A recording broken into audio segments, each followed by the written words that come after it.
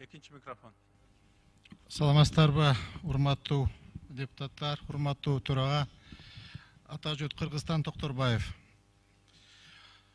Урматтуу төрага өткөндө жанагы Эдил Байсалов боюнча сөз болгон. Эдил Байсалов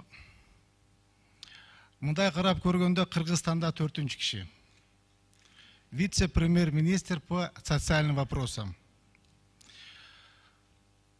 Депутаттарды мыскылдап, шакабалап, кемсинтип сүйлөгөнгө ага ким уруксат берди? Кандай акысы бар? Биз депутатпыз. Ушул жерде отурган депутаттардын алды 25 000 добуш алып келди. Арты 7 000 добуш алып келди. Эмне үчүн ал депутаттарды мыскылдап сүйлөйт? Анда эч кандай акысы жок. Эгер кыйын болсо депутат болуп келбейт беле?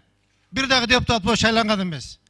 Эгер депутатты койсо 100 добуш алат. Эч ким аны сыйлабайт, урматтабайт. Анан чыгып алып эле кылыбыз кыйшайбайт, кылым кыйшайбайт дейт. Эмне деген кыл аныкы? Кандай кыл ал? Ошону бир чакырып, бир тарбия, бир воспитательный жумуш жасайсыңарбы, айтасыңарбы, бир эметип койбойсуңарбы? Такыр эле телевизорго чыгып эле мен кылым кыйшайбайт дейт. Биз акылыбыз көп, биздин өкмөттүн мүчөсү Акылбек Жапаров дейт. Билебиз Акылбек Жапаровдун кандай акылы бар экенин. Ошон үчүн өзү негизи урматтуу депутаттар, Эдил Байсаловдун деңгээли циркке коюш керек аны. Директор кылып. Циркти да тарта албайт. Циркке ассистент кылып коюш керек.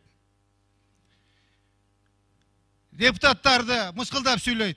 Биз керек болсо, урматтуу депутаттар, биз өзүбүздүн Кош болот. 10 секунд. Урматтуу депутаттар, биз Эдил Байсаловго айтып түшүндүрүп коюшубуз керек экен. Биз элдин өкүлүбүз. Биз керек болсо конституцияны өзгөртүп коюшка укугубуз бар.